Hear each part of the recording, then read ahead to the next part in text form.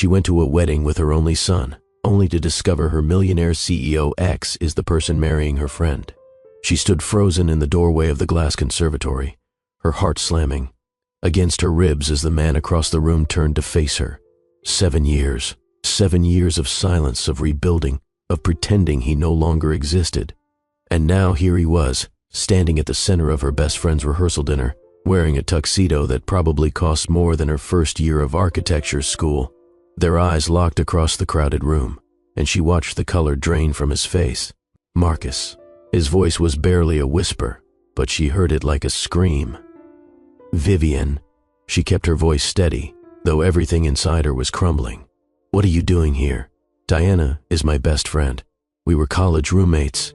The words came out sharper than she intended. The real question is, what are you doing marrying her? He stepped closer, close enough that she could smell his cologne. The same one. After all these years, the same damn cologne. I never knew you and Diana were connected. She never mentioned you by name, just her best friend from college. Vivian laughed, but there was no humor in it. How convenient. Tell me, Marcus, when you were planning this wedding, did you ever think about me? Did you ever wonder what happened to the woman you called worthless and threw away like garbage? I never called you worthless. You said I was a struggling artist with a mother who cleaned houses. You said I wasn't appropriate for your family. She stepped closer now, her voice dropping to something dangerous. You destroyed me, Marcus. You left me with nothing. His jaw tightened. I made a mistake, the worst mistake of my life. A mistake. She shook her head slowly. Is that what you call it? Because I call it abandonment. I call it betrayal. And I call it the reason I raised our son completely alone for 7 years. The words landed like bombs in the space between them. Marcus staggered back as if she had physically struck him. Our son? His voice cracked. Vivian, what are you talking about? I was pregnant when you left. I had the test in my purse, ready to tell you that night. And you walked out before I could say a word. He grabbed the edge of a nearby table, steadying himself. You have a child? My child? I have a 7-year-old boy named Oliver. He has your eyes, your hair, your stubborn chin. She leaned in, her voice like ice. And he has never once asked why his father was not there, because I taught him that some people simply cannot be counted on. Why did you never tell me? Because you lost the right to know the moment you decided I was not good enough for your precious family name. Have you ever watched someone's entire world collapse in their eyes? Have you ever held a secret for so long that releasing it felt like detonating a bomb in your own chest? Vivian had spent 7 years imagining this moment. In her fantasies, she was cold and victorious, untouchable in her success. But standing here now, watching Marcus process the existence of a child he never knew about, she felt none of the satisfaction she had expected. She felt only the echo of a heartbreak that had never fully healed. This is the story of a woman who was thrown away for not being enough, only to become everything her ex never believed she could be. It is the story of secrets kept and truths revealed, of a love that refused to die and betrayal that refused to be forgotten. But most of all, it is the story of what happens when the past crashes into the present at the worst possible moment. If you believe that some loves are worth fighting for, even when they hurt, stay with me until the end. And if you have ever had to face someone who broke you while pretending everything was fine, hit that subscribe button right now. Trust me, you are going to want to see how this ends. Now let me take you back to where it all began. 7 years earlier, Manhattan. The night everything changed. The penthouse apartment on the Upper East Side had never felt like home to Vivian, no matter how many of her paintings hung on the walls or how many of her books lined the shelves. It was too big, too cold, too carefully designed to impress rather than to comfort. But she had tried to make it theirs anyway, because she loved the man who lived there with her. She loved Marcus Ashford with a ferocity that sometimes frightened her, a depth that made her vulnerable in ways she had never been before. That night, she was preparing a special dinner. Candles flickered on the dining table, casting warm shadows across the room. A bottle of sparkling cider sat in an ice bucket because she was not drinking wine anymore. She was not drinking anything anymore, not since the little plus sign had appeared on the pregnancy test 3 days ago. She touched her stomach reflexively, still unable to believe it was real. A baby. Their baby. After 3 years of loving each other, of fighting for their relationship. Despite his family's disapproval, they were going to be parents. She had practiced how she would tell him at least a dozen times. She would wait until after dinner, when they were relaxed and happy. She would take his hand and place it on her stomach and watch his face transform with joy. That was the plan anyway. The door opened at 7:15 and Marcus walked in looking like a stranger. His movements were stiff, mechanical. He did not meet her eyes as he set his briefcase down and loosened his tie. Vivian felt the first flutter of unease. Hard day at work? You could say that. Do you want to talk about it? Dinner is almost ready. I made your favorite. I am not hungry. Something cold settled in her chest. She had known Marcus for over 3 years, had loved him for nearly as long, and she had never seen him like this. Distant, closed off, looking at her like she was a problem to be solved rather than the woman he came home to. Marcus, what is going on? He finally looked at her, and what she saw in his eyes made her take a step backward.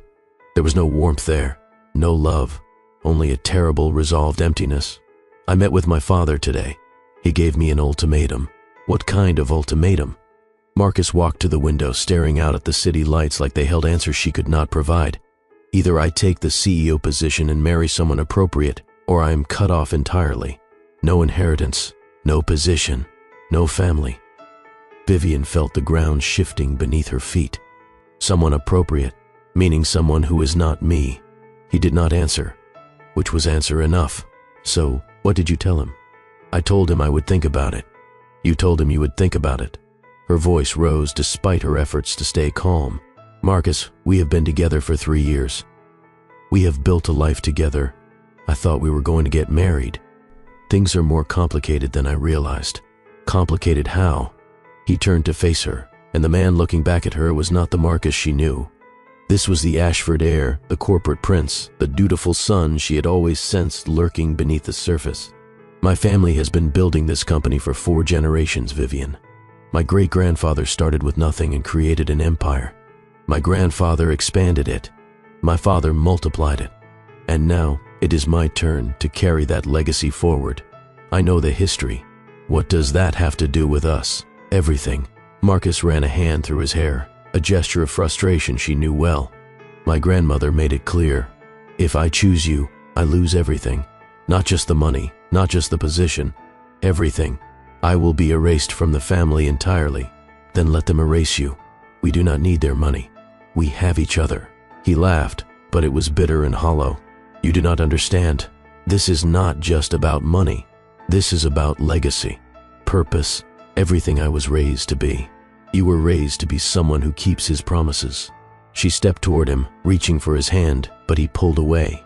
Marcus, please, we can figure this out together. We always have. No. His voice was sharp now, final. We cannot figure this out. Some problems do not have solutions, Vivian. They only have choices. Then make a choice. Choose us. For a long moment he was silent. Vivian watched his face, searching for any sign of the man who had held her through sleepless nights, who had championed her art when no one else believed in it, who had whispered promises against her skin in the darkness. That man was nowhere to be found. I have already made my choice. The words hung in the air between them, like smoke from a dying fire. What are you saying? I am saying this was never going to work. Marcus's voice had gone cold, clinical, the voice of a businessman closing an unprofitable deal.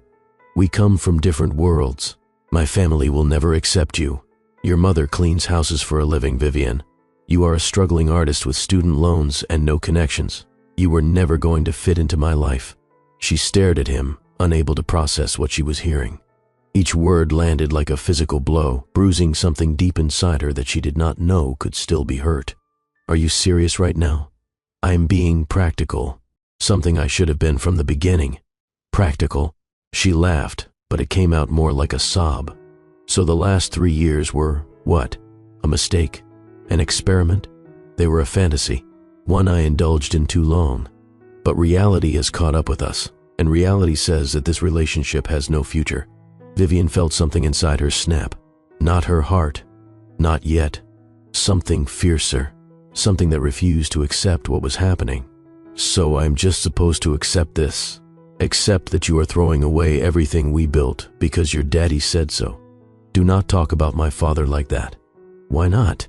He is the one pulling your strings, is he not? Telling you who to love, who to marry, what to do with your life. She stepped closer, her voice rising with every word. "I thought you were your own man, Marcus. I thought you were different from all those other rich boys who do whatever their families tell them. But you are exactly the same. Worse, actually. Because at least they never pretended to be something they were not." Marcus's jaw tightened. "You are being hysterical. I am being honest. Something you clearly forgot how to do. This is exactly why it would never work." His voice dripped with condescension. "You are too emotional, too reactive. My family was right about you. Your family does not know me. They know enough. They know where you come from, what you are, what you will never be. And what will I never be, Marcus? Tell me, say the words." He looked at her, and for just a moment, she saw a flash of the man she loved. Guilt, regret, pain. But then the mask slid back into place, harder than before. "You will never be one of us. You will never be appropriate, and you will never give me what I need." Which is what? An heir, a legacy, a wife who can stand beside me without embarrassing my family. He paused, and his next words were the cruelest of all. "Patricia Ashford can give me all of that. She comes from good stock. Her mother had 5 children with no complications. She knows how to conduct herself in society.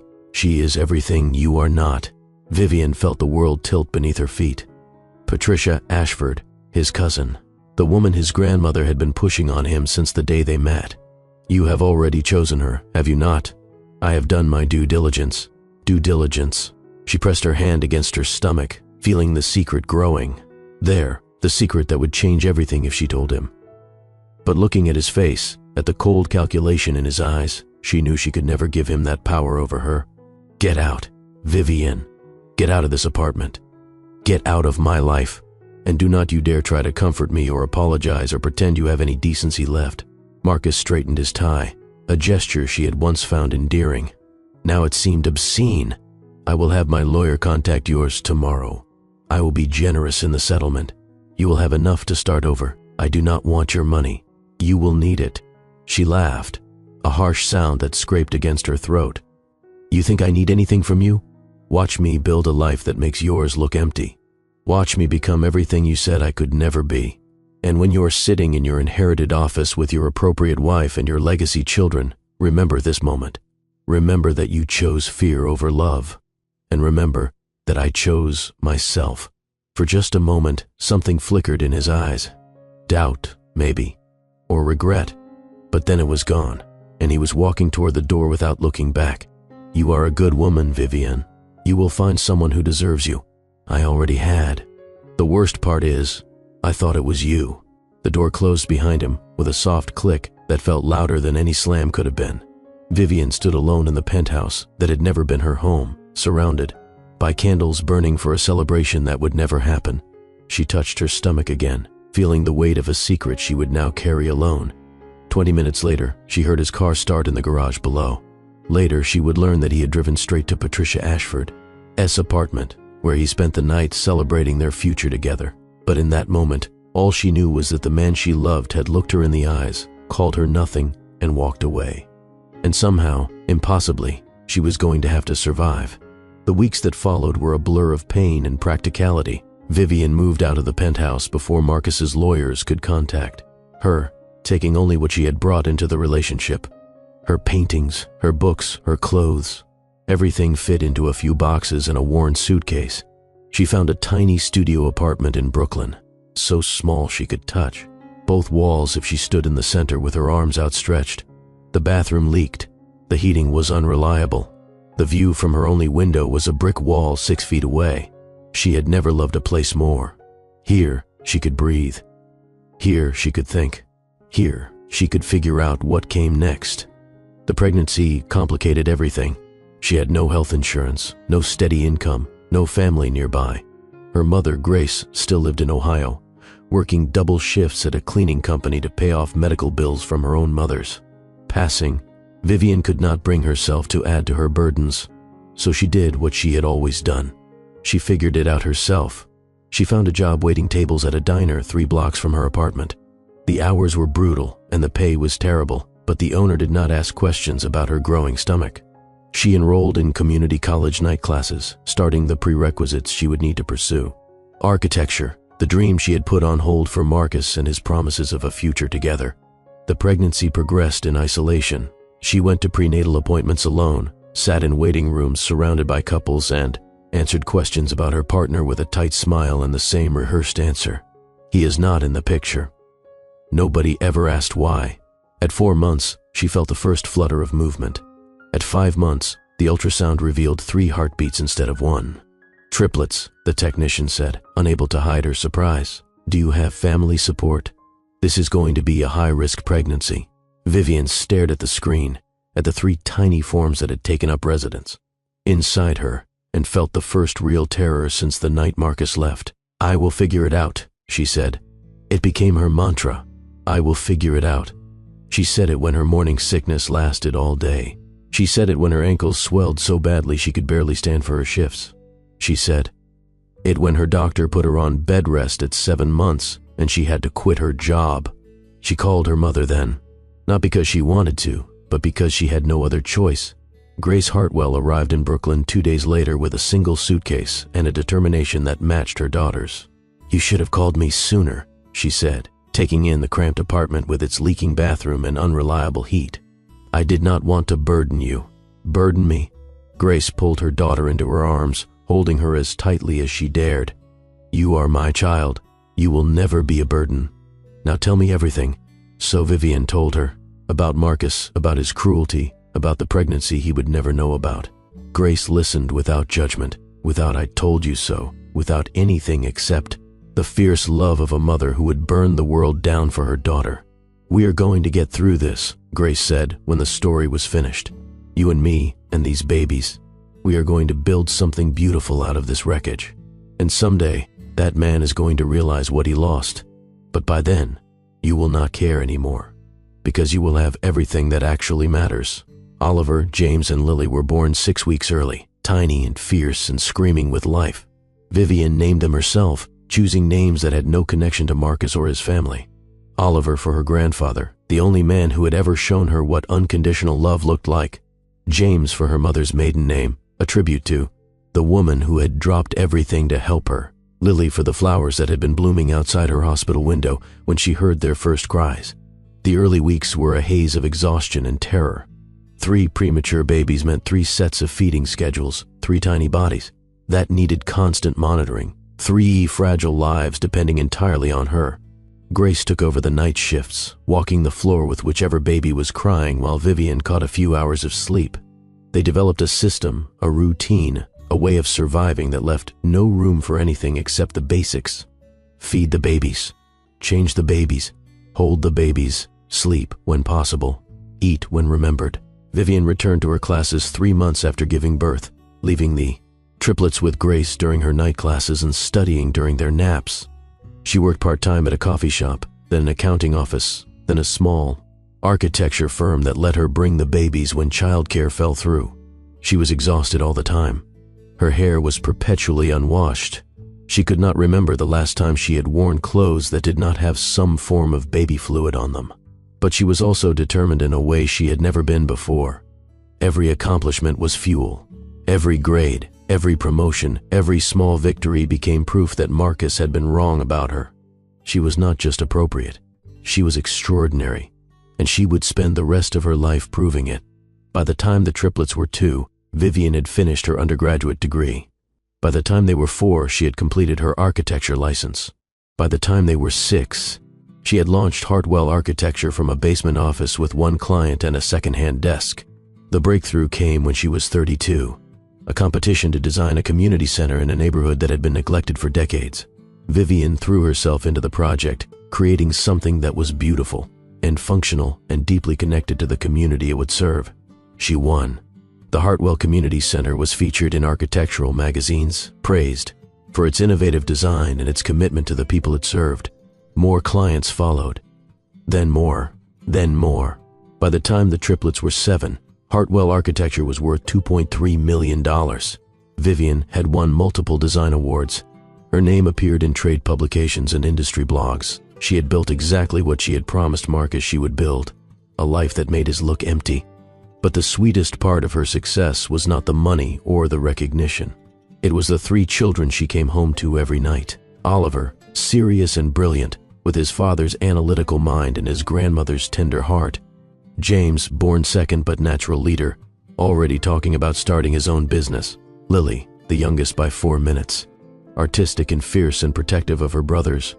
They were the best thing she had ever created, and they did not know their father existed.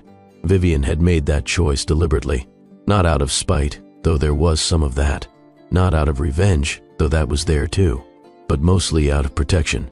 Marcus had proven himself incapable of putting love above legacy. He had chosen money and status over the woman he claimed to care about. She would not give him the chance to do the same to his children.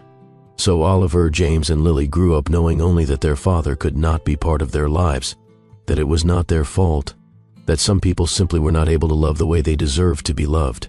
They had each other. They had their mother. They had Grace, who had stayed in Brooklyn permanently after the triplets were born, who had become the constant, steady presence that held their family together. They did not need Marcus Ashford. They never had. Present day, Brooklyn. The morning everything changed. The invitation had been sitting on her kitchen counter for a week before Vivian finally opened it. She had known it was a wedding invitation the moment it arrived, the ivory envelope, and gold-embossed lettering practically screaming money and occasion. But she had been busy with work, with the children, with the 1,000 small tasks that made up her days. She had shoved it aside and forgotten about it. Until this morning, when Oliver had asked about it over breakfast. "Mom, what is this fancy envelope?" He held it up, his gray eyes curious. "It looks important. It is probably just junk mail, sweetheart." Vivian reached for it automatically, but Oliver was already sliding his finger under the seal. "It says you are cordially invited." His reading voice was practiced and proud. "To celebrate the wedding of Diana, Mercer, and her beloved." He looked up, excited. "Is Diana getting married?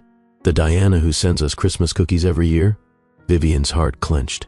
Diana had been her college roommate, her closest friend, the woman who had talked her through countless sleepless nights when the triplets were newborns. They had drifted apart somewhat in recent years, victims of busy schedules and different coasts. Diana lived in Connecticut now, having moved there after meeting someone in Paris 2 years ago. Someone she never named, preferring to refer to him only as my love or my future husband. "Let me see that." Vivian took the invitation from her son's hands, scanning the elegant script. "Diana Mercer and her beloved request the pleasure of your company at their wedding celebration. The Ashford Estate, Greenwich, Connecticut." The Ashford Estate. No, it could not be. Vivian's hands trembled as she searched for more information, but the groom's name was nowhere on the invitation. Of course it was not. Diana had always been theatrical, loving surprises and dramatic reveals. "Mom?" Oliver was watching her with concern now. "Are you okay? You look pale." "I am fine, sweetheart. Just surprised. I did not realize Diana was getting married so soon. Are we going to go?" Vivian looked at her son, at his gray eyes that were so painfully familiar, at the dark hair that fell across his forehead, exactly the way his father's always had. She thought about the Ashford Estate, about the family crest she had seen on cufflinks, and let her head in the door of a penthouse she had once tried to call home. It was a coincidence. It had to be. Ashford was not an uncommon name among wealthy Connecticut families. Diana would have told her if she was marrying Marcus. They were best friends. Diana knew the whole story. Did she not? "We're going to go," Vivian said finally, the words feeling like a commitment to something she did not fully understand. "Diana is my oldest friend. I cannot miss her wedding. Can James and Lily come too?" Vivian shook her head. "The invitation says I can bring a +1. I am bringing you. James and Lily will stay with Grandma. Why me?" Oliver looked so hopeful, so pleased to be chosen, that Vivian felt tears prick her eyes. "Because you are my oldest. Because you deserve an adventure. And because I have a feeling I am going to need you with me." She did not know how right she was. The drive to Connecticut took 3 hours, during which Oliver provided running commentary on everything they passed. He was a remarkable child, her oldest, thoughtful and perceptive in ways that sometimes frightened her. He had started reading at 3, moved to chapter books by 5, and was now devouring science fiction novels that Vivian herself found challenging. He asked questions constantly, not annoying ones, but genuine inquiries about how the world worked. Lately, his questions had turned to topics she found harder to answer. "Mom, why did you and my dad break up?" She had heard the question a dozen times before, always with the same careful response. We wanted different things out of life. It was not anyone's fault. He was not able to be the father you deserved. But what did he want that was different from what you wanted? He wanted his family's approval more than he wanted me. Oliver had considered this seriously. That seems like a bad trade.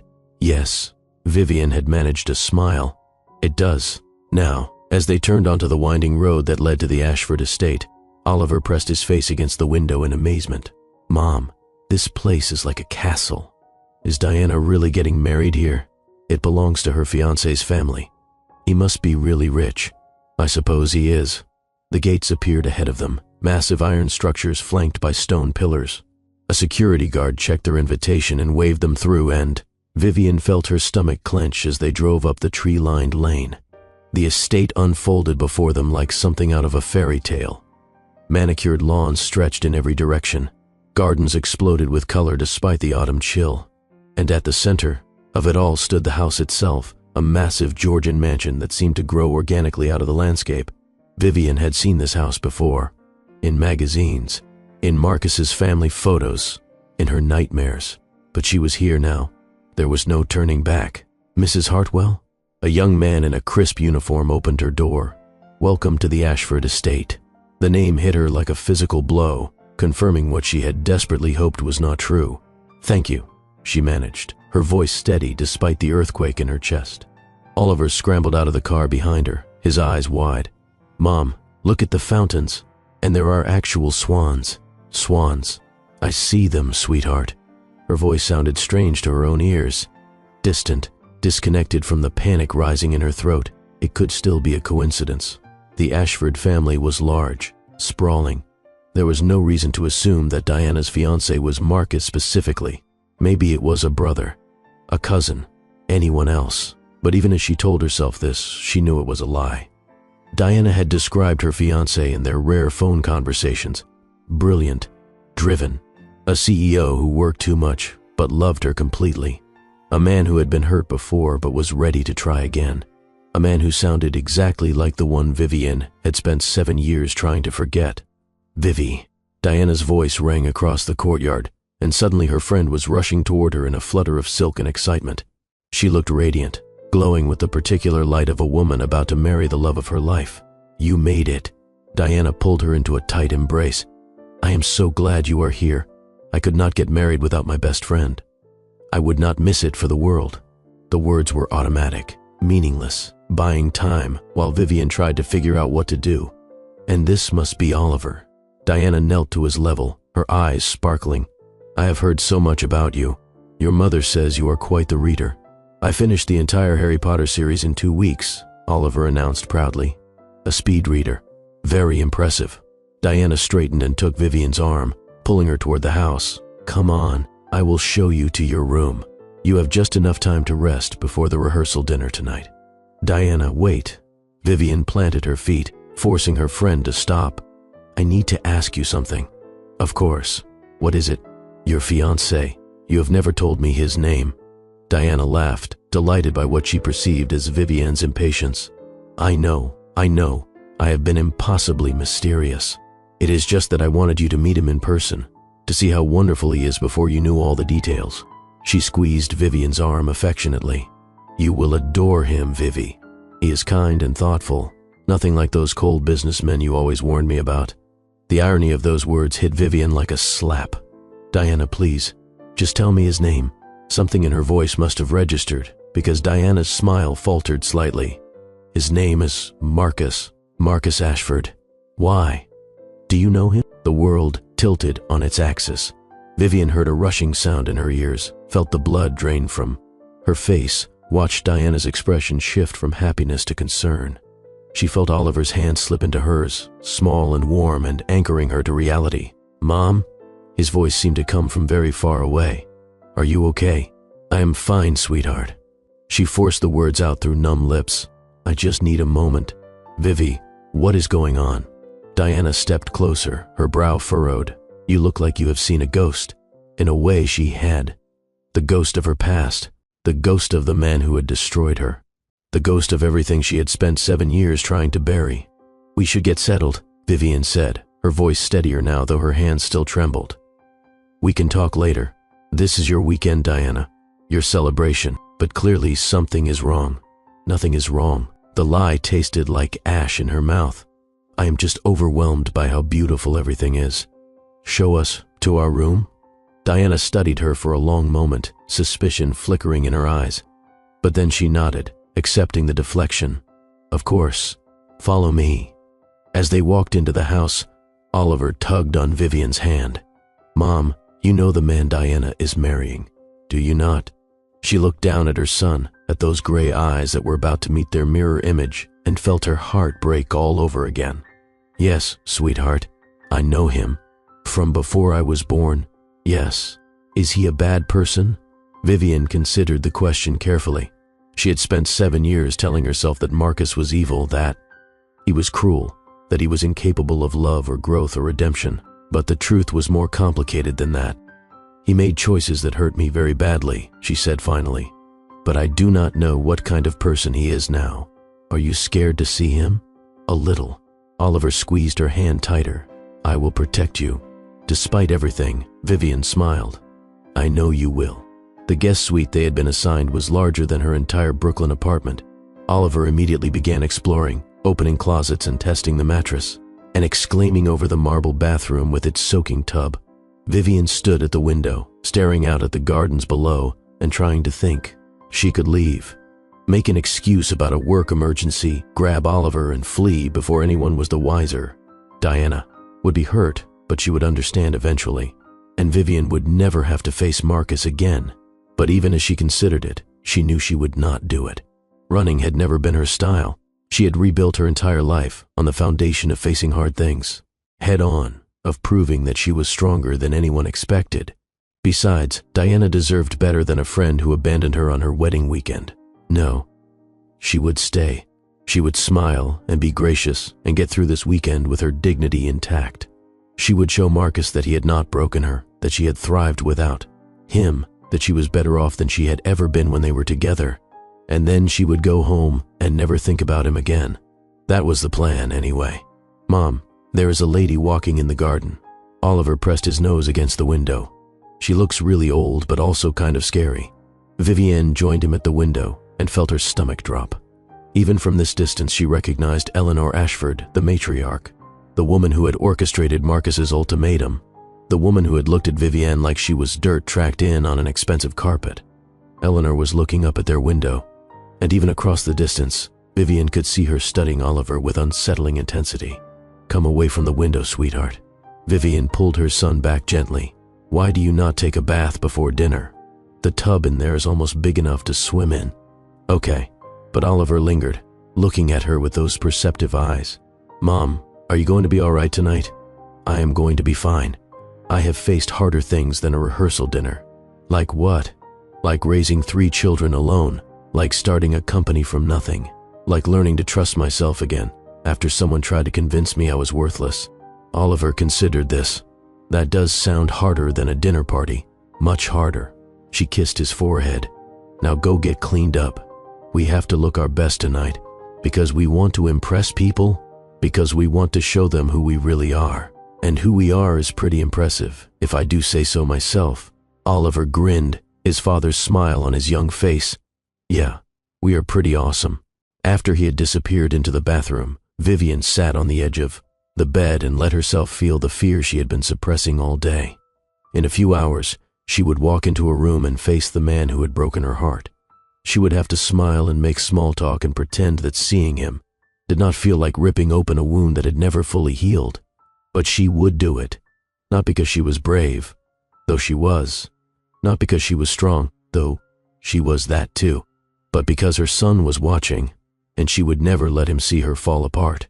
She dressed for battle. The simple black dress she had brought was elegant but understated, the kind of garment that suggested confidence without trying too hard. She did her makeup carefully, covering the dark circles under her eyes and adding color to cheeks that wanted to stay pale. She styled her hair in a sleek updo that made her look older, more sophisticated, more like the successful architect she had become, and less like the heartbroken girl she had once been. Oliver emerged from the bathroom in his little suit, looking impossibly grown up. "You look beautiful, Mom. And you look very handsome." She straightened his tie, then stepped back to examine him. Ready to face the fancy people? Ready. They walked down the grand staircase together, mother and son, and Vivian felt something shift in her chest. This was not about Marcus anymore. This was about showing her son how to face difficult situations with grace. This was about demonstrating that you could walk into a room full of people who might judge you and hold your head high anyway. This was about being the mother Oliver deserved. The glass conservatory had been transformed for the rehearsal dinner. Fairy lights twinkled among the tropical plants. Tables gleamed with china and crystal. Waiters circulated with champagne and canapes, moving like shadows among the glittering guests. Vivian paused in the doorway, scanning the crowd. She saw Diana's parents, whom she remembered from college.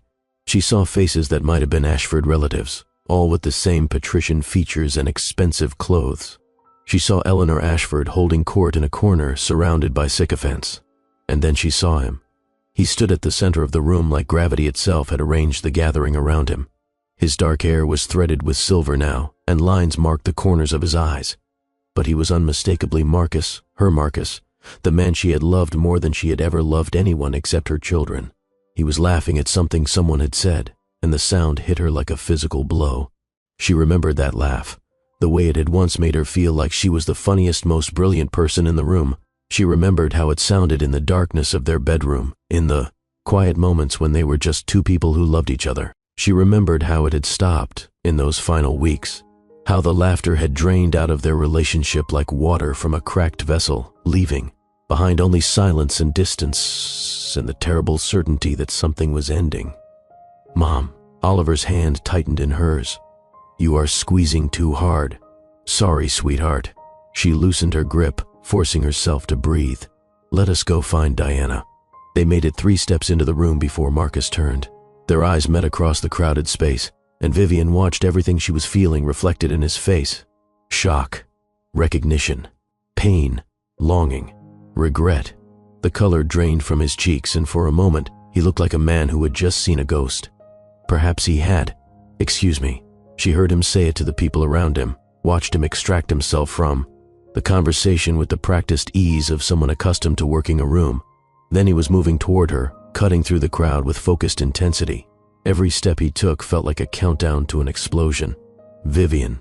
He stopped in front of her, close enough that she could smell his cologne. The same one. After all these years, the same damn cologne. Marcus. His eyes dropped to Oliver, who was watching him with undisguised curiosity. Then back to her face, searching for something she was not sure she wanted him to find. "What are you doing here?" "Diana is my best friend. We were college roommates. She never mentioned you." He looked stunned, almost dazed. "She talked about her best friend from college, but she never used your name. And you never used yours." The irony of it all nearly made her laugh. "She just called you her love, her future husband. She said you were kind and thoughtful, nothing like the cold businessman I warned her about." Marcus flinched at that, and Vivian felt a grim satisfaction. Good. Let him feel some of what she was feeling. "Vivian, I never knew you and Diana were connected. If I had known, I would have told her something. Would you have? Or would you have hidden it, the way you hid your plans to leave me for Patricia? That is not fair." "Fair?" She laughed, but there was no humor in it. "You want to talk about fair? You left me with nothing, Marcus. You called me worthless and inappropriate, and threw me away like garbage. Fair is not a concept you get to invoke with me." Oliver tugged on her hand. "Mom, who is this man?" The question landed in the silence between them like a stone dropped into still water. Vivian saw Marcus's eyes widen as he looked at Oliver again, really looked at him this time. She watched him take in the gray eyes, the dark hair, the familiar bone structure. She watched him do the math. "You have a child," he said slowly. "A son." "I have a son. How old is he?" "Oliver is 7. 7. Marcus's voice was barely a whisper. "Vivian, is he? Is he what?" She kept her voice steady, though her heart was racing. "Go ahead. Ask me directly." But Marcus could not seem to form the words. He stared at Oliver, at his gray eyes that were so familiar, at the way he tilted his head when he studied something, at the stubborn set of his chin. "Is he mine?" The words came out cracked, broken. Oliver looked up at Vivian, confused. "Mom, what is he asking?" "Nothing, sweetheart. This is Mr. Ashford. He is Diana's fiancé." But Marcus could not let it go. "Vivian, please, I need to know. Is this boy my son?" The room seemed to hold its breath. Vivian looked at Marcus, at this man who had once promised her forever and then walked away without looking back. She thought about all the years she had spent raising Oliver alone, about the sleepless nights and the financial struggles and the constant fear that she was not enough. She thought about the pregnancy test she had never gotten to show him. "Yes," she said finally, "Oliver is your son. He has been your son for 7 years. And you never knew because you were too busy choosing your family's legacy over me." The words fell between them like bombs, and Vivian watched as Marcus Ashford's entire world collapsed in his eyes. This story is just getting started. In the next part, you will see what happens when Marcus discovers the truth about the children he never knew existed. You will watch as secrets unravel and hearts break and impossible choices have to be made, and you will find out whether love can survive the ultimate test of betrayal and forgiveness. Make sure you are subscribed so you do not miss what happens next. Hit that like button if your heart is pounding right now, and drop a comment below telling me what you would do if you were in Vivian's shoes. Would you tell him the truth? Would you let him into your child's life? I want to hear your thoughts. Now let me continue the story, because what happens next changes everything. Marcus staggered backward, reaching for a nearby table to steady himself. His face had gone completely white, and Vivian could see his hand trembling against the polished wood. 7 years, he whispered. "I have had a son for 7 years. You had a son." Vivian kept her voice low, conscious of the guests around them who were starting to notice their tense exchange. "I raised him. I sacrificed for him. I was there for every fever, every nightmare, every first day of school. You contributed genetics, nothing more. Why did you never tell me?" The audacity of the question made her want to scream. "Why did I never tell you?" "Because you called me worthless. Because you said I was not appropriate. Because you walked out of our apartment and into Patricia's bed without a backward glance. I would have stayed if I had known. Would you?" She stepped closer, her voice dropping to something dangerous. "You left me for being a struggling artist with a mother who cleaned houses. Do you think adding pregnancy to that equation would have made me more acceptable to your family?" Marcus closed his eyes, and for a moment, he looked like a man in physical pain. "I was wrong about everything. I was young and scared, and I let my father manipulate me into making the worst decision of my life. I know you were wrong. I have known it for 7 years, but knowing you were wrong does not give you retroactive parental rights." "Mom?" Oliver's voice cut through the tension, small and uncertain. "What is happening? Why are you and this man fighting?" Vivian knelt beside her son, taking his face in her hands. "We are not fighting, sweetheart. We are just having a difficult conversation. Sometimes adults have to talk about things that are complicated and painful." "Is this about my dad?" Oliver's gray eyes searched her face. "Because this man keeps looking at me like he knows me." Vivian's heart clenched. Her brilliant, perceptive boy. Of course he had noticed. He noticed everything. "Can we talk about this later? Somewhere private?" "Okay. But Mom?" Oliver lowered his voice conspiratorially. "I think maybe this man might be my dad. He has the same eyes as me." Vivian closed her eyes, feeling the weight of 7 years of secrets pressing down on her. "Yes, sweetheart. He is." "Oh." Oliver looked at Marcus with renewed interest. "He does not look mean. He looks sad." Before Vivian could respond, Diana appeared at Marcus's elbow, her expression shifting from happiness to confusion as she took in the scene. "There you are, darling. I wanted to introduce you to." She trailed off, looking between the three of them. "What is going on here? You all look like someone died." "Diana." Marcus's voice was rough, unsteady. "Did you know about Know about what?" "That Vivian is my ex.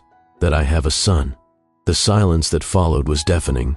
Diana's face went through a series of expressions, shock to confusion, to slow dawning horror as she processed what she was hearing. "Your ex?" She turned to Vivian, betrayal flickering in her eyes. "You never told me your ex was named Marcus. I did not know your fiancé was named Marcus. You never said his name. You just called him your love, your future husband. But you knew the family. You knew the Ashfords. You dated someone from this family and you never told me. I dated someone from this family 7 years ago, and he broke my heart so completely that I could not bear to speak his name. Vivian felt tears pricking her eyes, but she refused to let them fall. By the time you met Marcus, I had buried that part of my life. I never thought you would end up with him. Diana turned to Marcus, her voice trembling. You have a son? With Vivian? My best friend from college? I did not know. Marcus ran a hand through his hair, looking more disheveled than Vivian had ever seen him. I walked away from her 7 years ago, before she could tell me she was pregnant. I have spent all this time not knowing I had a child. A child. Diana's laugh was harsh and brittle.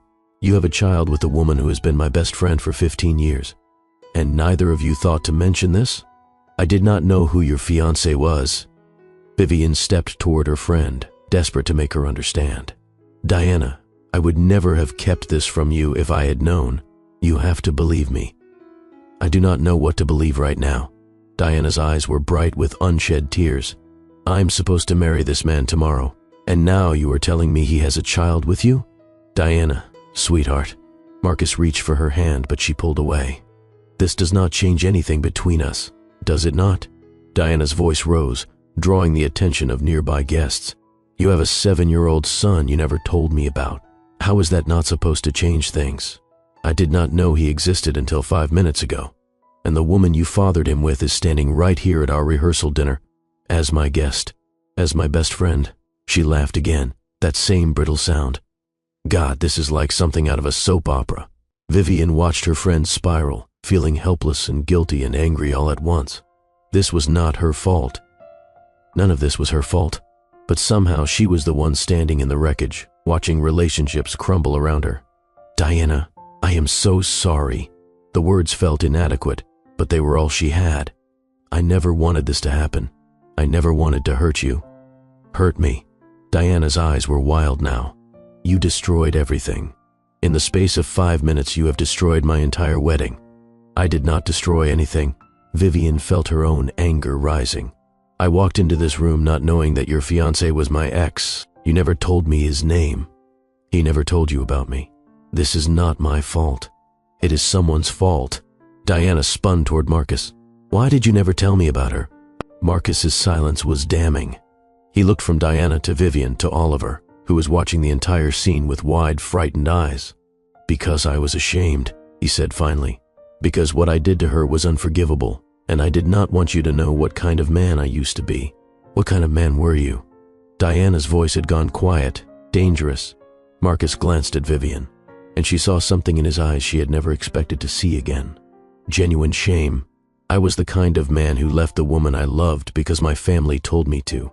The kind of man who called her worthless because she did not come from money. The kind of man who walked away from her without knowing she was pregnant with my child. He paused, swallowing hard. I was a coward, Diana, and I have spent 7 years regretting it. The rehearsal dinner had fallen completely silent.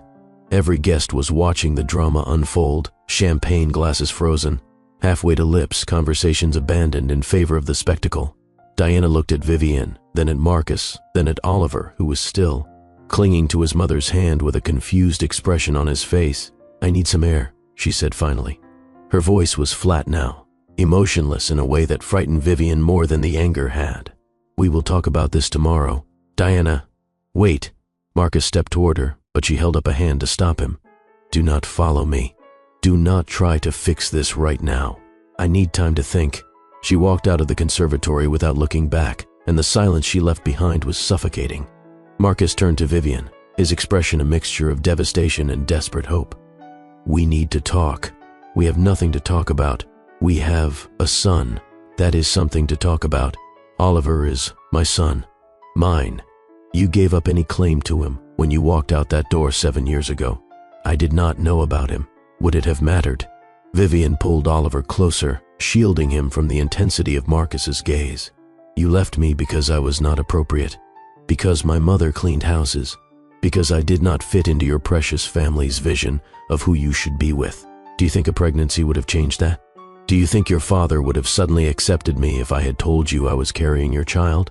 Marcus's silence was all the answer she needed. That is what I thought.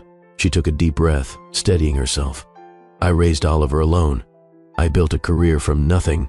I became everything you said I could never be. And I did it all without your money, your family, or your help. I know." His voice was hoarse. "I have been watching your career for years. Every award, every project, every magazine feature. I knew you would become something extraordinary. Then you know I do not need anything from you." But Oliver, Marcus's eyes went to his son again, hungry with a longing that made Vivian's chest ache despite herself. Does he not deserve to know his father? He deserves to know a father who will not abandon him the way you abandoned me. I would never abandon him. You said you would never abandon me either. The words landed like a slap, and Marcus flinched. I know what I said, and I know what I did, but I have spent 7 years regretting it. 7 years wondering if I made the worst mistake of my life. And now, seeing you here, seeing Oliver, I know for certain that I did. Your regret does not earn you a place in his life. Then what does? Tell me what I have to do. Tell me how I can prove that I have changed." Vivian looked at him, at this man who had once been everything to her and had then become the source of her deepest pain. She looked at his silver temples and the lines around his eyes and the desperate hope in his expression. And she felt something she had not expected to feel. Uncertainty. "I do not know," she said finally, "but I know you cannot fix this in one night. You cannot erase 7 years of absence with pretty words and promises. Then give me time. Give me a chance to prove myself. You are getting married tomorrow. To my best friend."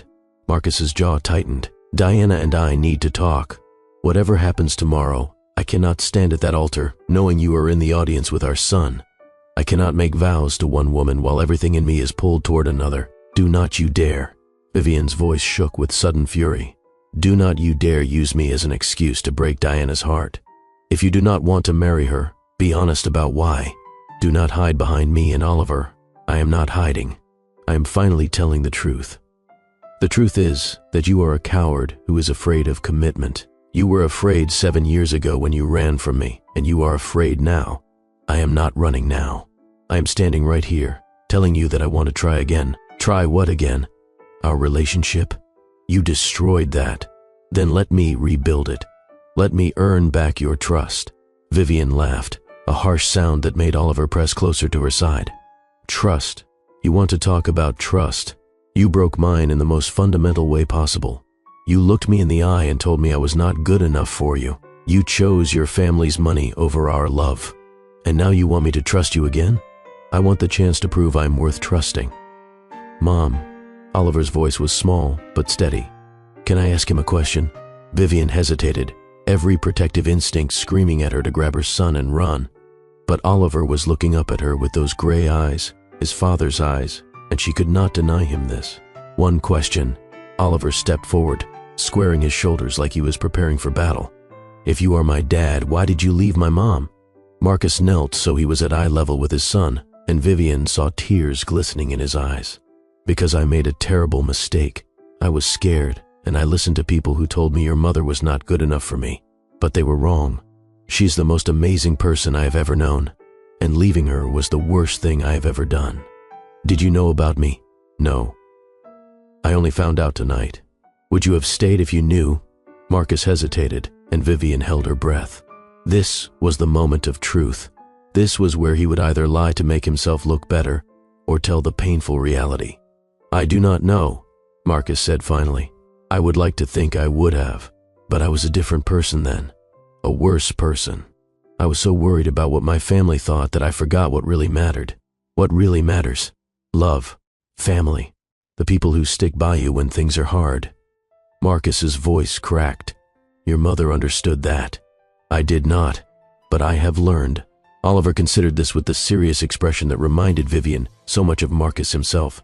"My mom says that people can change, but you have to prove it with actions, not just words. Your mother is very wise." "She is." Oliver glanced back at Vivian, then turned to Marcus again. "If you want to be my dad, you have to prove it. You have to show up when you say you will. You have to not disappear again." "I will. I promise." "Promises are easy." Oliver's voice was surprisingly hard for a 7-year-old. "My mom promised to always be there for me, and she never broke that promise. Not once. Can you do the same?" Marcus looked up at Vivian over Oliver's head, and she saw something in his eyes that made her breath catch. Not the desperate hope from before. Something deeper. something that looked almost like determination. I will spend the rest of my life trying. The rehearsal dinner dissolved after that.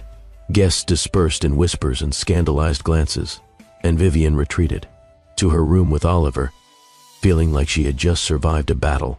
"Mom," Oliver said as she tucked him into the enormous bed, "I do not think Diana is going to get married tomorrow." "No." Vivian smoothed his hair back from his forehead. "I do not think so either. Is it our fault?" "No, sweetheart.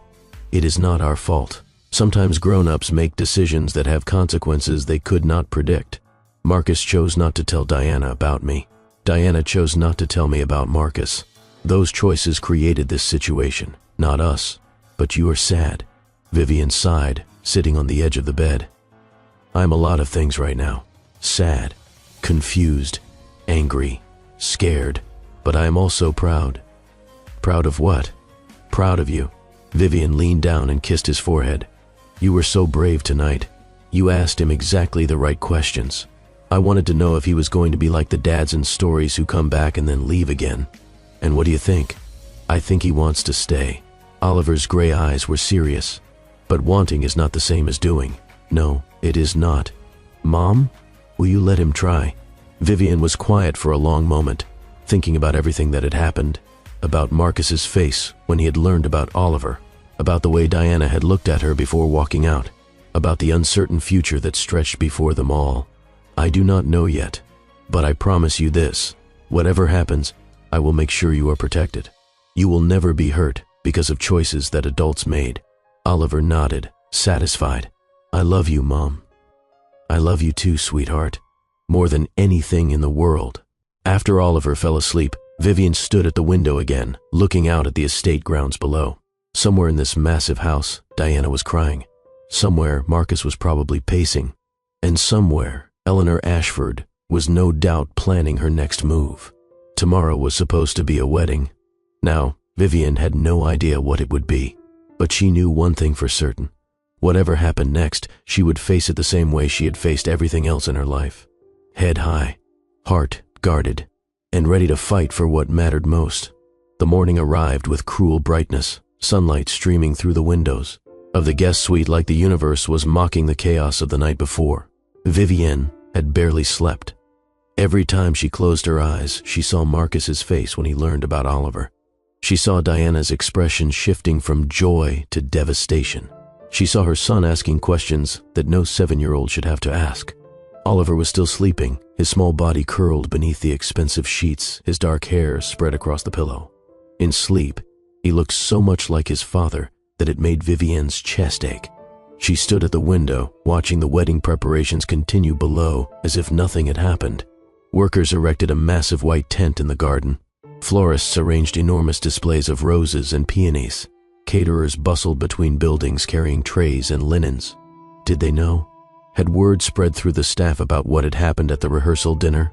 Or were they simply doing their jobs, oblivious to the human drama unfolding inside the house? A knock at the door made her jump.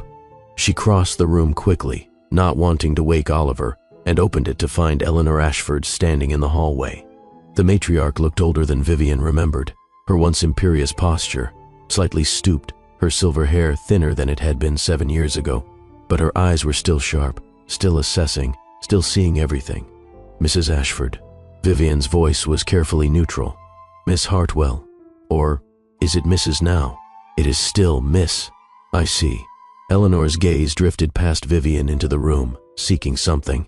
Or someone. "May I come in?" "My son is sleeping." "I know. I saw him at dinner last night." Eleanor paused, and something flickered in her eyes that Vivian could not quite read. "He looks exactly like Marcus did at that age. The resemblance is quite remarkable. What do you want?"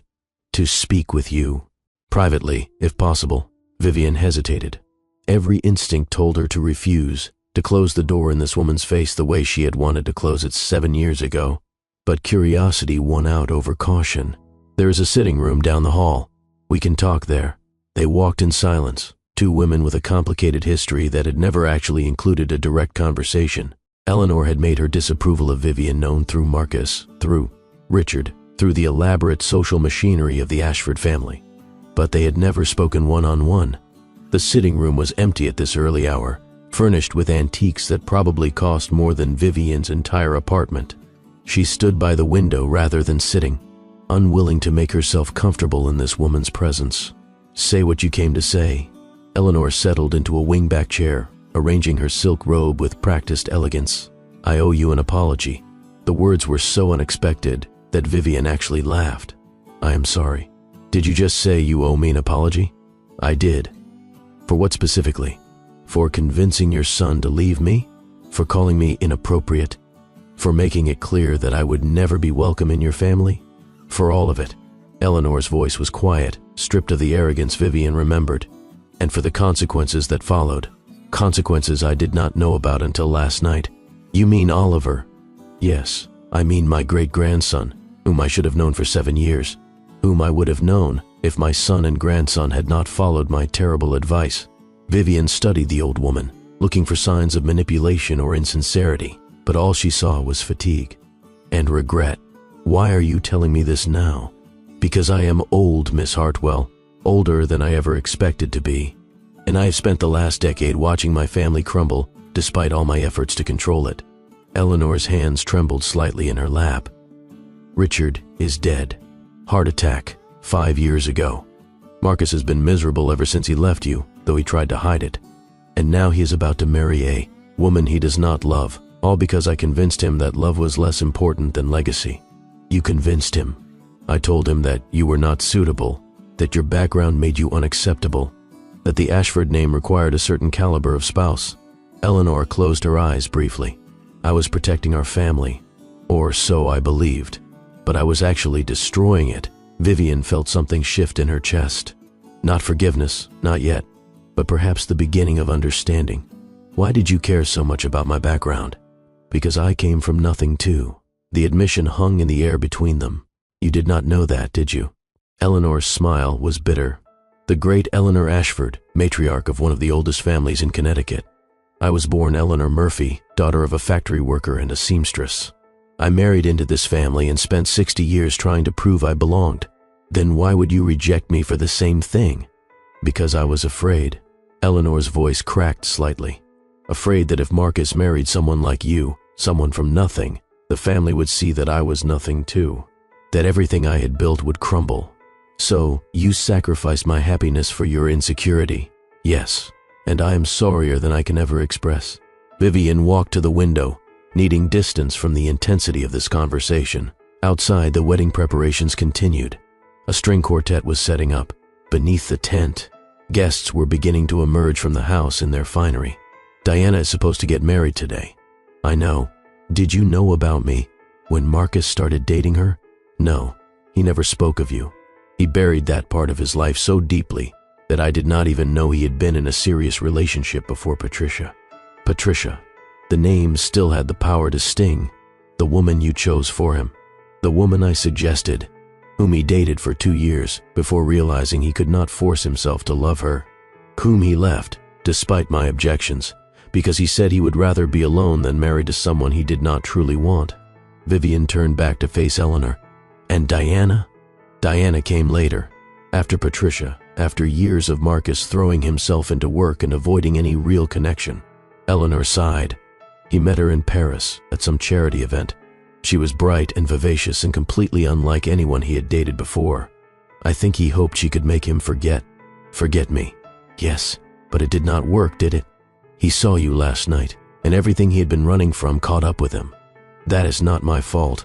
No, it is mine, and Richard's, and Marcus's own, but not yours." Eleanor rose from her chair, moving toward Vivian with deliberate slowness. "You built an extraordinary life, Miss Hartwell. You raised a remarkable child. You became everything we said you could never be, and you did it entirely on your own. I did not have a choice. There is always a choice. You chose to fight instead of surrender, to build instead of crumble, to love your son with everything you had instead of letting bitterness consume you." Eleanor stopped a few feet away, her eyes bright with unshed tears. "That is the kind of strength I wish I had possessed when I was young. The kind of strength I wish I had recognized in you 7 years ago. What do you want from me, Mrs. Ashford? I want you to give my grandson a chance, not for his sake, and certainly not for mine, But for Oliver's sake, and for yours, you think I should forgive him? I think you should consider whether the man he is now deserves a chance that the man he was did not. Vivienne was quiet for a long moment, turning the words over in her mind. She thought about Marcus's face when he learned about Oliver, the genuine shock, the immediate longing, the way he had knelt to speak to his son at eye level, treating him like a person rather than a prop. She thought about Oliver's question, "Will you let him try?" I cannot promise anything. I am not asking for promises. I am asking for possibility. Eleanor reached out, and for the first time in their acquaintance, touched Vivienne's hand. Whatever happens today, whatever choices are made, I want you to know that you and Oliver will always have a place in this family, if you want it. Before Vivienne could respond, a door opened and a harried-looking woman in a headset poked her head in.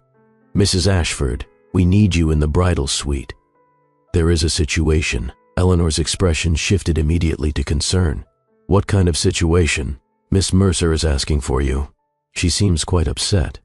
Eleanor glanced at Vivienne, and something passed between them. An acknowledgement, perhaps. A truce. "We will continue this conversation later." Then she was gone, leaving Vivienne alone with her thoughts and the distant sounds of a wedding that might never happen. The ceremony was scheduled for 2 o'clock. At 1:30, Vivienne stood with Oliver in their guest suite, both of them dressed for a wedding neither was sure would take place. Oliver wore his little suit again, his dark hair neatly combed, his gray eyes full of questions he had not yet asked. "Mom, is Diana still going to marry that man?" "I do not know, sweetheart. If she does not, is it because of us?" Vivienne knelt beside her son, taking his hands in hers. "Whatever happens today is because of choices that grown-ups made, not you. You did nothing wrong. But he is my dad, and Diana was going to marry him, and now everything is messed up. Life is messy sometimes, but that does not mean anyone is to blame. Sometimes things happen that no one could have predicted." Oliver nodded slowly, processing this with a serious intensity that was so characteristically him. "Mom, do you still love him?"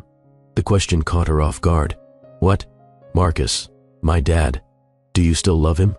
Vivienne opened her mouth to say no, to give the easy answer, the safe answer. But looking into her son's eyes, she found she could not lie. "I do not know. I loved him very much once, and then he hurt me very badly." She paused, searching for the right words. Sometimes when someone hurts you, the love does not go away. It just gets buried under all the pain. Can you dig it back up? Maybe, if the person proves they are worth digging for. Oliver considered this. "I think he might be worth digging for. He seemed really sad last night, and really sorry. Seeming sorry is different from being sorry." "I know. That is why I said he has to prove it." "You are very wise for 7 years old." Oliver grinned, a flash of pure childish joy that lightened Vivienne's heart. "You always say that." "Because it is always true." A knock at the door interrupted them. Vivienne's heart rate spiked as she crossed to answer it, expecting Marcus or Eleanor, or perhaps a member of the wedding staff. She did not expect Diana. Her friend stood in the hallway wearing a simple white dress, not the elaborate gown she had shown Vivienne photos of months ago. Her hair was down, her makeup minimal, and her eyes were red from crying. "Diana." Vivienne felt tears prick her own eyes. "I am so sorry. About everything. Can we talk?" "Of course. Come in."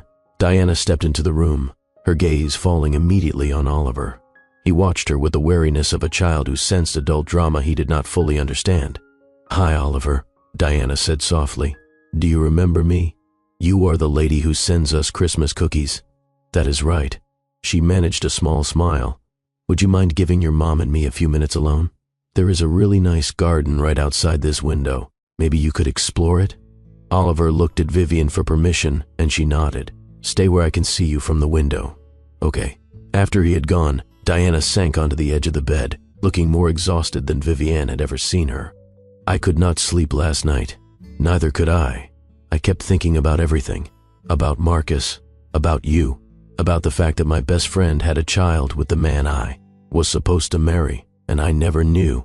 Diana's laugh was hollow. "It sounds like a bad movie, does it not? It sounds like a disaster. Is that what it is? A disaster?" Vivienne sat beside her friend, close but not touching. "I do not know what it is. I only know that I never intended for any of this to happen. I believe you. Diana turned to face her, and her eyes were filled with something that looked like resignation. I spent all night being angry at you, at Marcus, at the universe for putting me in this impossible situation. But then I realized something. What? I was not really in love with him. The admission hung in the air between them. You were not. Diana shook her head slowly. I thought I was. He was everything I was supposed to want. Handsome, successful, attentive, from a good family. He treated me well. He made me feel special. And I convinced myself that was love. What changed? Seeing his face when he looked at you. Diana's voice cracked slightly. I have been with Marcus for 2 years, Vivi. I have seen him happy and sad and frustrated and proud. But I have never seen him look at me the way he looked at you last night. Diana. It was like watching someone wake up from a very long sleep. Like he'd been going through the motions of living. And suddenly, he remembered what it felt like to be alive. Diana wiped her eyes with the back of her hand. I wanted that. I wanted someone to look at me like that. And realizing Marcus never would was devastating. I am so sorry. Stop apologizing.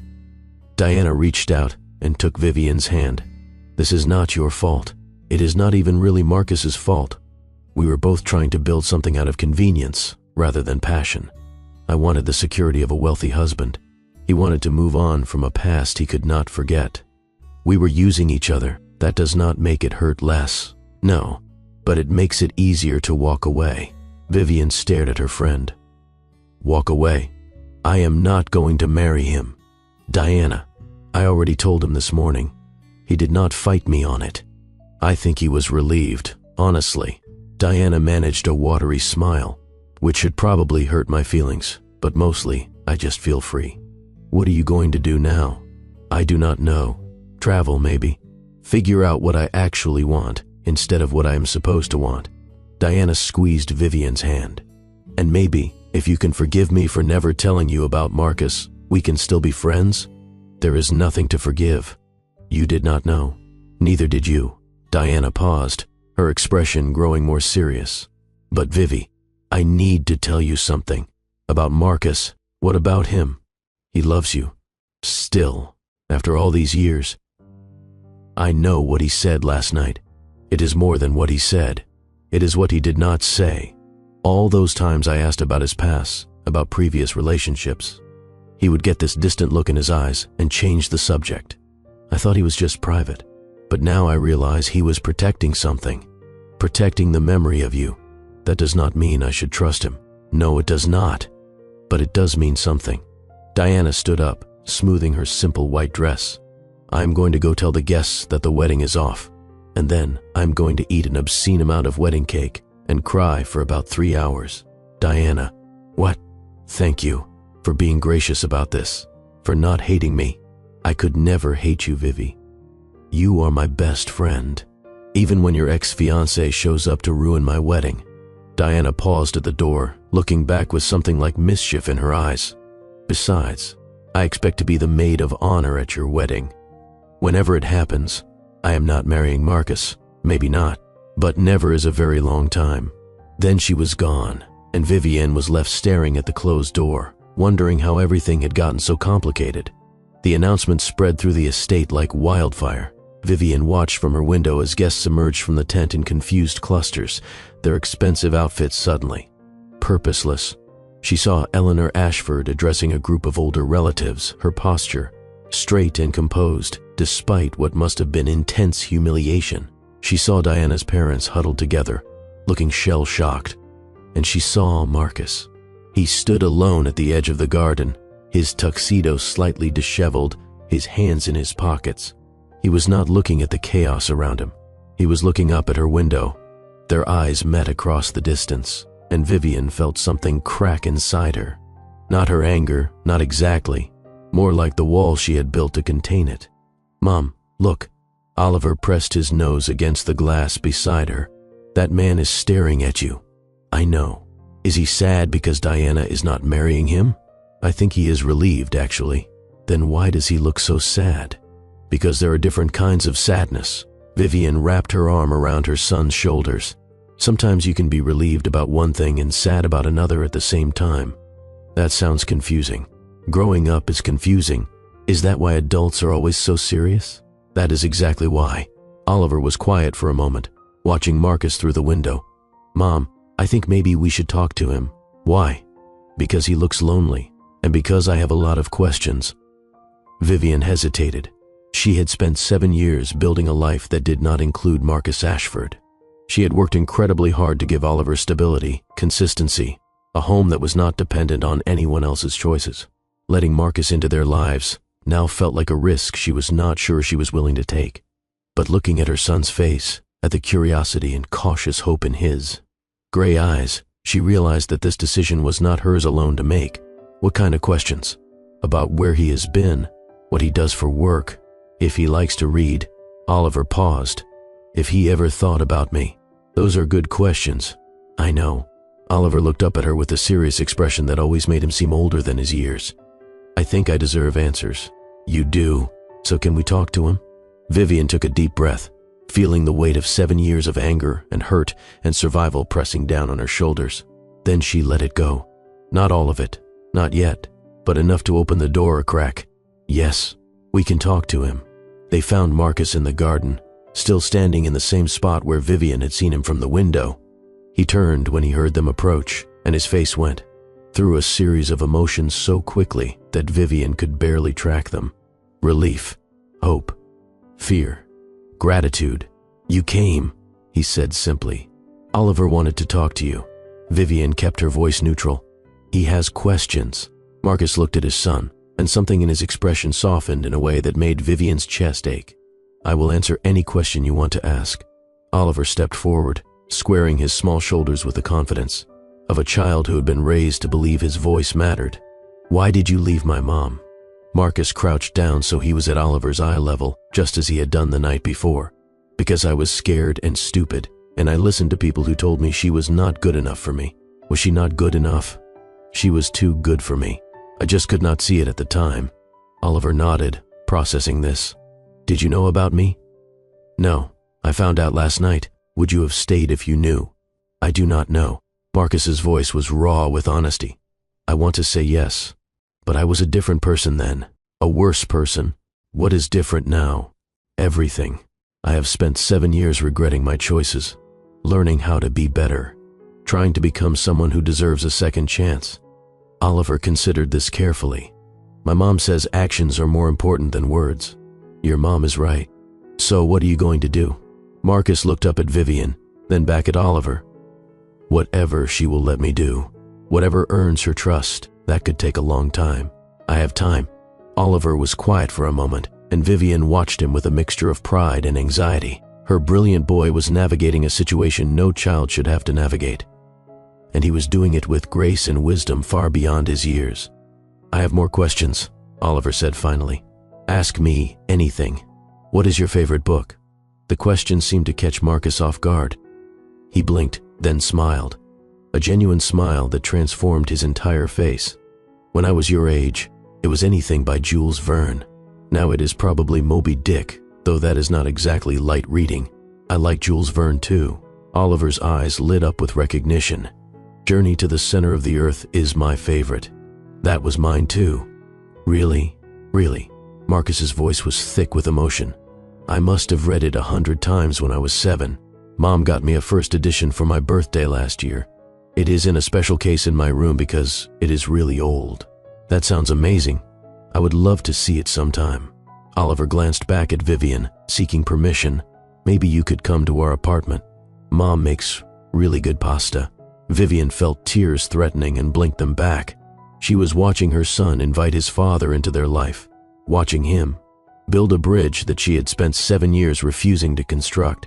That would have to be up to your mom, Marcus said carefully. Mom? Oliver turned to face her fully. Can Marcus come for dinner sometime? Vivian looked at Marcus, at this man who had broken her heart and was now crouched in a garden looking at his son like he was the most precious thing in the world. She thought about all the pain he had caused, all the years she had spent alone, all the nights she had cried herself to sleep.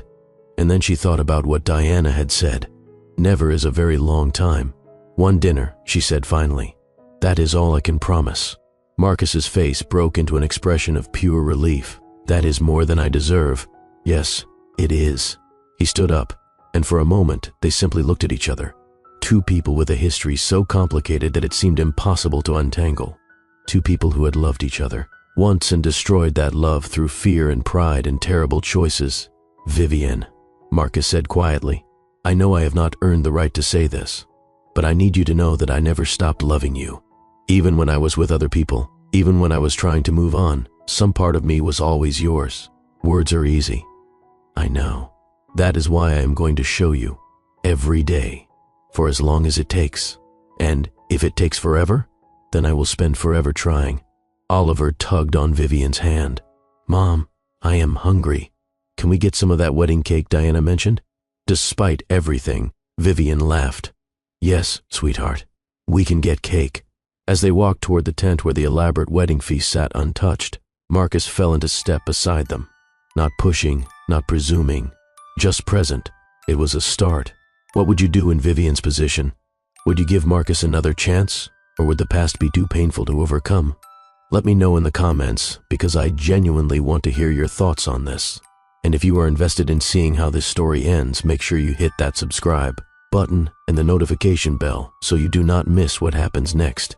Now let me tell you about the months that followed, because the real test of Marcus's promises was just beginning. The first dinner happened 3 weeks after the failed wedding. Marcus arrived at Vivian's Brooklyn apartment with flowers and a bottle of wine, looking more nervous than she had ever seen him. The CEO, who commanded boardrooms and managed billions of dollars, was visibly trembling as he stood in her doorway.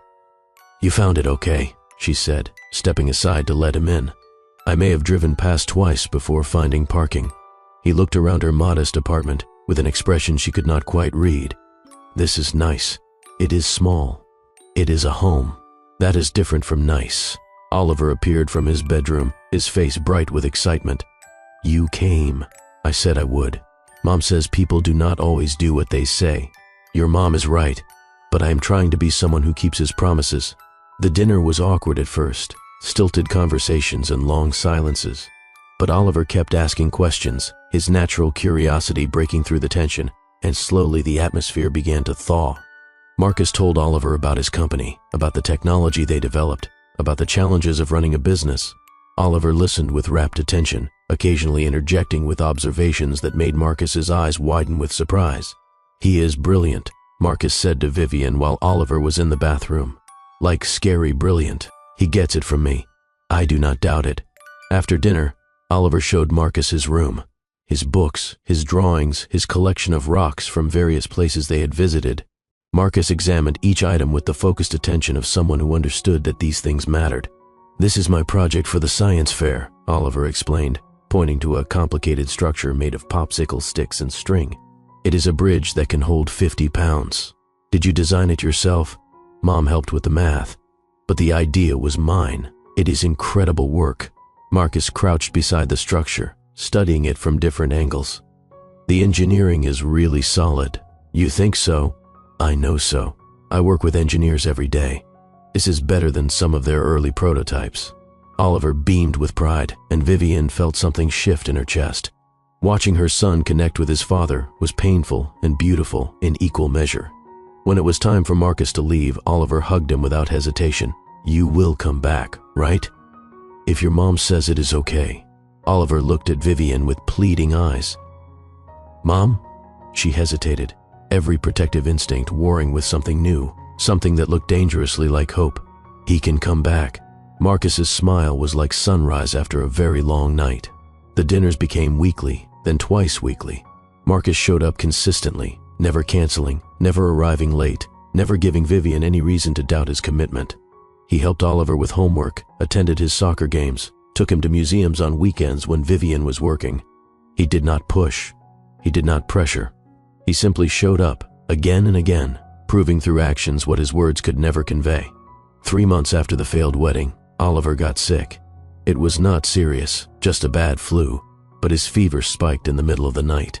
And Vivian called Marcus in a panic before she could think better of it. He arrived at her apartment within 20 minutes, having apparently broken multiple traffic laws to get there. He found Vivian pacing the living room, her phone pressed to her ear as she waited for the nurse hotline to answer. "How is he?" "Fever is 103. He is sleeping now. I just needed to talk to someone." The nurse said it is normal for kids his age, but if it goes above 104, I should take him to the emergency room. That is good. 103 is manageable. Marcus gently took her shoulders, steadying her. He is going to be fine. You do not know that. I know that he has you as his mother, and you have never let anything bad happen to him. The simple faith in his voice undid something in Vivian. She crumpled against his chest, sobbing for the first time in years. All the fear, all the stress, all the lonely nights of single parenthood came pouring out of her. Marcus held her without speaking, his arms solid and warm around her. He did not try to fix anything. He just let her fall apart. They sat together through the night, taking turns checking on Oliver, making tea they did not drink, talking in hushed voices about everything and nothing. I was so scared, Vivian admitted around 3 in the morning. When he was born premature, when he was in the NICU for 3 weeks, every time he got sick, every time he fell down, every time anything went wrong, I was so scared that I would lose him. You did not lose him. You kept him safe. I did it alone. I know. And I am so sorry you had to. Vivian looked at Marcus in the dim light of her living room, seeing him. Clearly for perhaps the first time since he had walked back into her life. You have changed, she said quietly. I hope so. The man I knew 7 years ago would not have come here in the middle of the night. He would not have sat on the floor of a sick child's bedroom. He would not have held me while I cried. The man I was 7 years ago was a coward. Marcus's voice was steady, honest. He was terrified of disappointing his family, so he disappointed the only person who really mattered instead. What changed? I realized that all the success in the world means nothing if you have no one to share it with. I realized that my family's approval was not worth the price I paid for it. And I realized that I had thrown away the only woman I ever truly loved. Marcus, I am not saying this to pressure you. I am saying it because it is true. I loved you 7 years ago and I love you now. That has never changed. Vivian was quiet for a long moment, listening to the sound of Oliver's steady breathing from the other room. I loved you too, so much that losing you nearly destroyed me. I know, and I will spend the rest of my life trying to make that up to you. You cannot. Some wounds do not heal completely. They just become scars. Then let me be part of your healing. Let me prove that I can be trusted, not because I deserve it, but because Oliver deserves a father who shows up, and because you deserve someone who will never leave again. Vivian looked at this man, at his tired eyes and his rumpled clothes, and the genuine love written all over his face. She thought about all the ways he had shown up over the past 3 months, all the small moments that added up to something larger, and she made a choice, one step at a time. Marcus's face broke into a smile. One step at a time.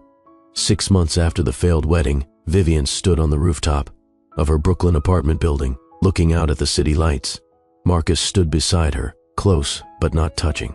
They had been here before, had this conversation before, circled around the truth without ever quite landing on it. Tonight felt different. I have been thinking, Vivian said quietly. About what? About forgiveness. Marcus was silent, waiting. I spent 7 years being angry at you, hating you, using that anger as fuel to build a life without you. And it worked. I became someone I am proud of. I raised an incredible child. I built a successful career. You did. But the anger did not go away. Even when I was happy, even when I was successful, there was always this part of me that was still furious at you, still hurt by what you did. I understand. Vivian turned to face him. I do not want to be angry anymore. What do you want? I want to try. She watched his face transform, watched hope bloom in his eyes. I want to see if we can be something real. Not what we were 7 years ago, because those people do not exist anymore, but something new, something built on honesty and trust in the people we have become. Vivian, I am not promising forever. I am not even promising that this will work, but I am promising to try. That is all I have ever wanted. He reached for her hand, and she let him take it. His fingers were warm against hers, familiar and strange at the same time. There are rules, she said. Name them. If you ever hurt Oliver, if you ever disappoint him or make him feel unwanted, I will end this immediately. No second chances on that front. I would never. I know you believe that, but I need you to prove it. What else? We take this slow. No public announcements, no meeting your family, no dramatic gestures. Just us, figuring out who we are together. I can do slow, and if I decide this is not working, you let me go without a fight. No lawyers, no custody battles, no using your money or your power to make my life difficult. Marcus's expression was solemn. I would never do that to you, or to Oliver. Then we have a deal. He lifted her hand to his lips, pressing a kiss against her knuckles. A deal. They stood there on the rooftop, hand in hand, looking out at the city that had witnessed both their destruction and their rebuilding. The future was uncertain, but for the first time in 7 years, Vivienne felt something she had almost forgotten how to feel. Hope. The year that followed was the hardest and the most rewarding of Vivienne's life. She and Marcus learned each other again, discovering who they had become in the years apart.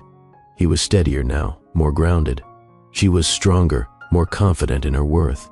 They fought sometimes, argued about parenting decisions and work priorities, and all the small things that couples navigate together.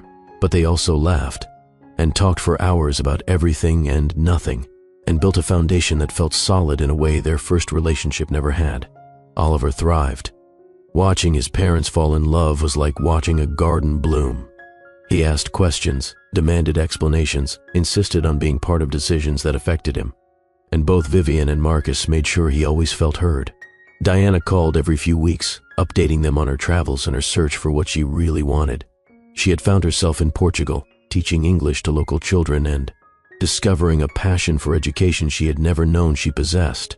I am happy, she told Vivienne during one of their calls. Really happy.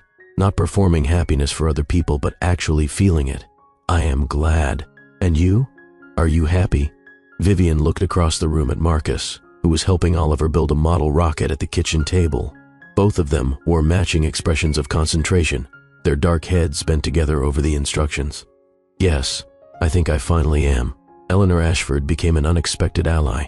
She visited monthly, bringing gifts for Oliver and sitting for hours, listening to stories about his school and his friends and his dreams. She never tried to buy his affection, never overwhelmed him with the Ashford wealth. She simply showed up and loved him. I was wrong about so many things, she told Vivienne during one of her visits, but especially about you. You are exactly what this family needed. I am not part of your family, not yet, but I hope you will be.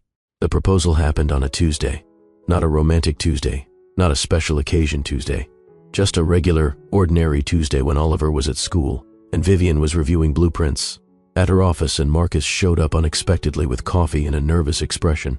What is wrong? Vivienne looked up from her desk, immediately concerned. Nothing is wrong. Marcus set down the coffee and stood in front of her, fidgeting in a way she had never seen before. I just have something I need to say. Okay, I have been carrying this around for 3 months. He reached into his pocket and pulled out a small velvet box, waiting for the right moment. But I realized there is no right moment. There is just now. Marcus, I love you. I have loved you for 10 years, through the worst mistake of my life and 7 years of regret, and the most incredible year of rebuilding something real. I want to spend the rest of my life proving that I will never leave again. He opened the box, revealing a simple diamond ring. Nothing ostentatious, nothing designed to impress. Just a beautiful stone, a delicate band. Will you marry me? Vivienne stared at the ring, then at Marcus's hopeful face.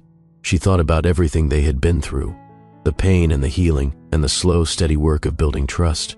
She thought about Oliver and how happy he would be. She thought about herself and what she deserved.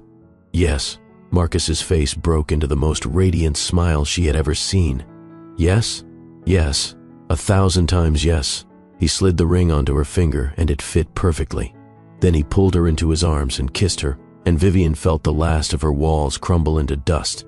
The wedding was held in her mother's backyard in Ohio, not at the Ashford estate, not at some fancy venue that would impress society pages. In the small yard where Vivienne had grown up, where she had learned to ride a bike and catch fireflies and dream about a future that seemed impossibly far away. Grace Hartwell officiated, having gotten certified specifically for the occasion. She stood beneath an arbor covered in flowers, tears streaming down her face, as she watched her daughter marry the man who had once broken her heart. Oliver stood beside Marcus as best man, looking impossibly grown up in his little suit. He had written his own speech, which he delivered with the poise of someone twice his age. I used to wonder what it would be like to have a dad, he said, his voice steady despite the emotion in his eyes. I used to see other kids with their fathers and feel like I was missing something important. But then Marcus came into our lives, and I realized that the timing did not matter. What mattered was that he showed up. Every time, for every game, every dinner, every moment. He proved with his actions that he was going to stay. Oliver looked at Marcus with fierce love. That is what a real dad does. And I am really glad he is mine. There was not a dry eye in the garden. Diana was there, radiant in a blue dress, genuinely happy for her friends. Eleanor was there too, sitting beside Grace with the easy comfort of two women who had bonded over their shared love for Oliver. The vows were simple and honest. "I loved you badly once," Marcus said, his voice thick with emotion. "I made choices that hurt you in ways I can never fully undo. But I promise to spend the rest of my life loving you well, showing up, staying, being the man you and Oliver deserve." Vivian took a deep breath, looking at this man who had broken her, and healed her, and become the partner she never expected to have. "I forgave you not because you deserved it, but because I deserved to be free from carrying that pain." She paused, feeling the weight of years lifting from her shoulders. But somewhere along the way, forgiveness became something else. It became trust, and love, and a belief that people can really, truly change. She reached out and took his hands. "I love you, Marcus Ashford, not despite everything we went through, but because of it, because the hard road brought us here, and here is exactly where I want to be. I now pronounce you husband and wife," Grace announced, her voice wobbling with happy tears. "You may kiss the bride." And he did. 5 years later, the house in Connecticut was not the Ashford estate, though it was nearby.